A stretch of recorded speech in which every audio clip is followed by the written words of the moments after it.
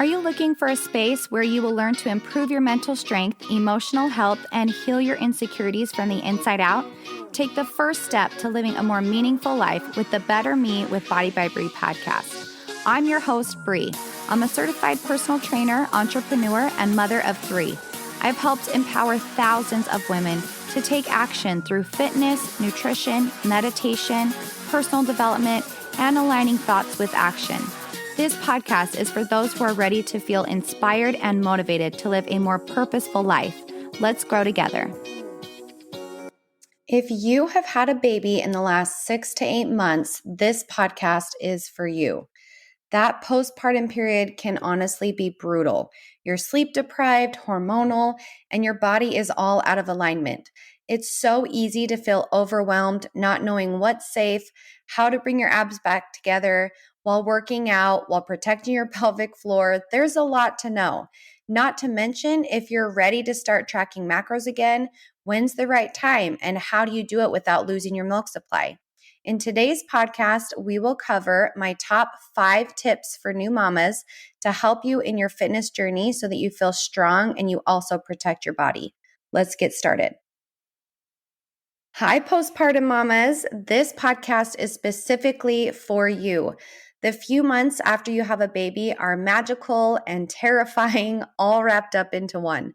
It's kind of confusing because you can be so in love with this little baby, but also incredibly overwhelmed, exhausted, inadequate, maybe feelings of frustration.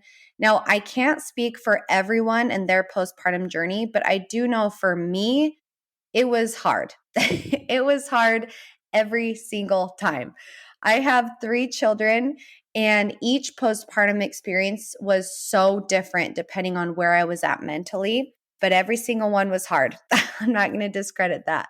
So, as a certified pre and postnatal specialist, I love educating pregnant and postpartum moms on how to safely start working out again while also getting the nutrients they need to keep a healthy milk supply if you are nursing. So, let's start off with my 5 tips. Tip number 1 is you have to go slow. You have to protect your pelvic floor. So the biggest mistake that I see women make after giving birth is they rush back into working out, or they get right back into their previous running routine without letting their body heal. And I get it. I actually did this with my first baby, Olivia. I understand how hard it is to not feel like yourself, and you so desperately want to feel like yourself again and get that endorphin high from a good sweat. Like, I felt very claustrophobic in my body when I was pregnant. So the second I had Olivia, I was like, get me outside. I want to go run. I want to lift. I want to feel strong again. But you can cause uterine prolapse if you are not careful. And I actually had prolapse with Olivia because I started lifting heavy weights 2 weeks after I delivered her, which was stupid looking back. That was the worst thing I could have done because all of my ligaments were loose. My uterus was not stable because my supporting muscles were weak from birth, and I did a lot of damage. So I want you to have the patience and go slow. Do not repeat my mistake. You can do light weights or walking before the 6 weeks, but you really don't want to put any strain on that pelvic floor because, believe me, it's not fun and it takes a lot of physical therapy to repair. So you have to let your body heal.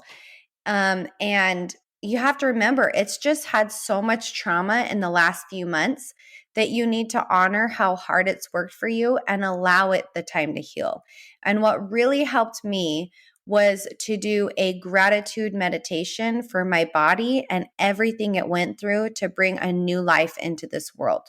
So it really shifted my perspective from feeling frustrated and trapped to grateful and strong.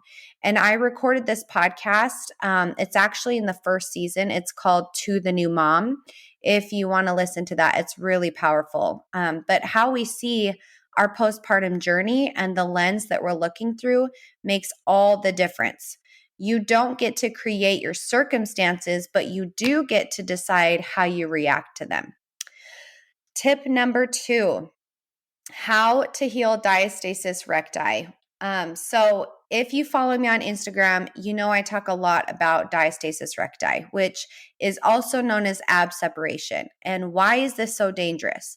Well, if it's left untreated or you don't do anything about it and you just keep that ab separation forever, you can develop a protruded belly. So you'll see these women who it almost looks like they're still pregnant. That is because they have ab separation. You'll have back pain because your core isn't tight enough to support your lower back. And obviously, you'll have a weak core.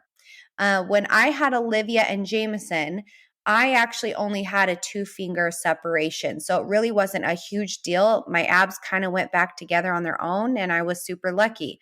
But with Mila, I carried her really far forward because my uterus was kind of tilted. And when I came home from the hospital, I had a 4-finger gap.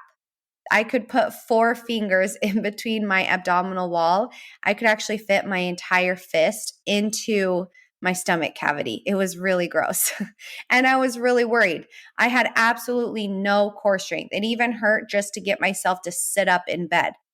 But I did my 360 or TVA breathing every day. And I did gentle ab exercises specifically designed to help bring your abs back together. And it worked. Like it took a few months, but I currently have no gap between my abs. And now that I've properly trained my core to come back together, it helps with lower back pain as well. So that's really nice because remember, when your core is strong, your back is strong. So now I will say that some women have diastasis recti that is past repair and they will need surgery. That is more rare though. In most cases, it can be fixed, even if it's been a few years. If you're dedicating 10 minutes a day to these exercises, they will help to bring your abs back together. And when I train clients who are postpartum, I give them these exercises to do every day. So if you aren't a client, I'm going to give you a few tips.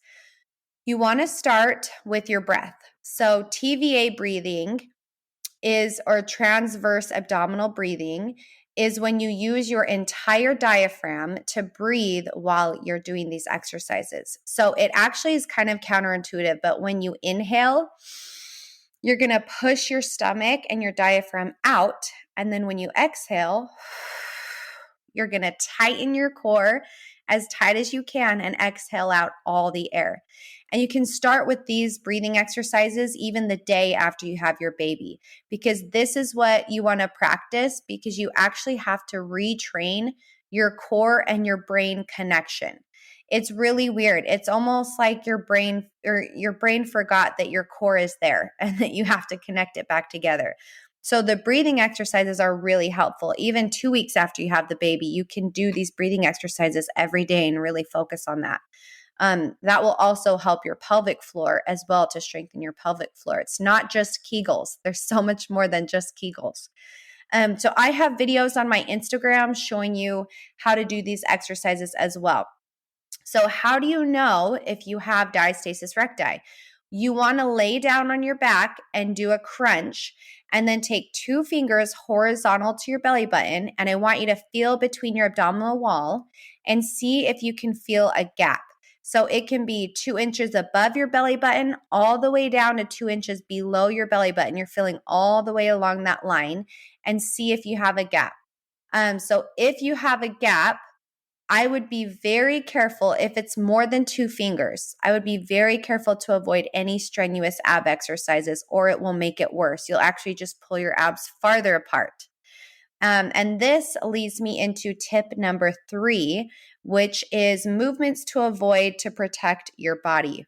So let's talk about what's actually happening to your body during the postpartum program, or not to your body, but with your body, within your body during the postpartum period, as some experts also call it, the 4th trimester.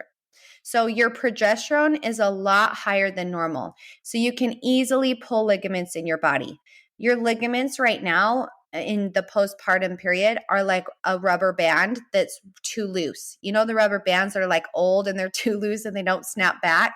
During pregnancy And after like a few months after you deliver, that's what your ligaments are like. So you have to be very careful not to lift too heavy. Your body is completely out of alignment, so you can easily injure yourself as well.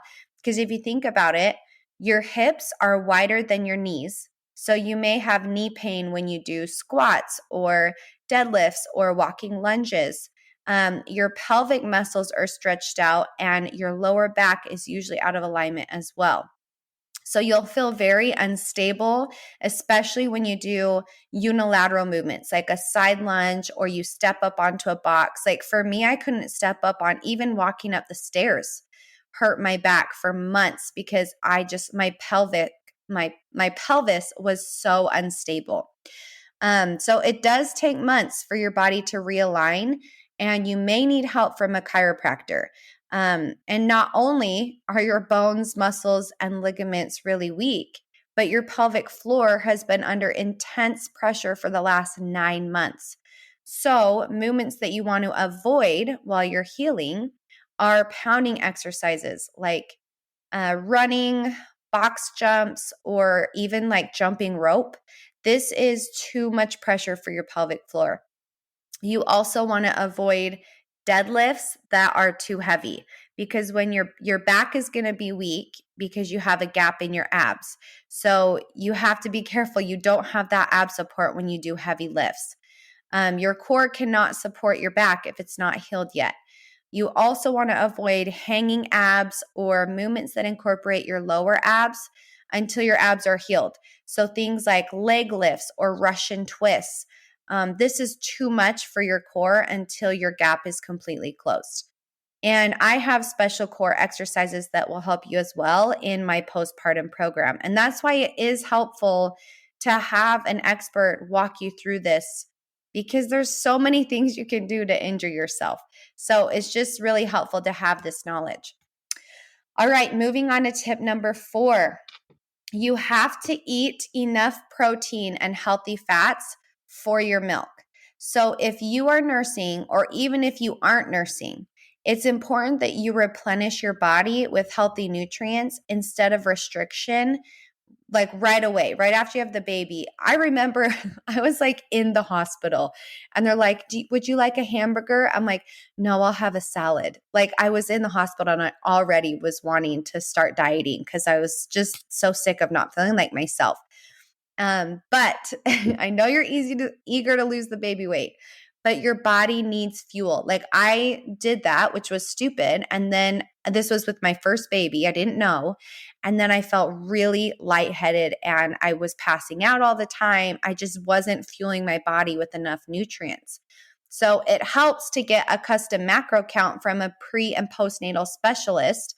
So you make sure that you're actually eating enough protein and healthy fats to keep your milk supply. What I see 9 times out of 10 is women aren't actually eating enough of the healthy foods that they need to feel their best. And so when I help them, give them a macro count and show them what they can be eating and still see results, like they're usually shocked. Like I've trained hundreds of breastfeeding moms. I've never had anyone lose their milk supply.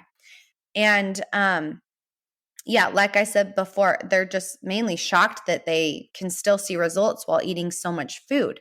So it's mostly when you figure out how to balance your macros and you're eating in a balanced way, then your body responds and you can still see the results. So don't be afraid to fuel your body. You need to recover and you have to have those nutrients for your milk supply.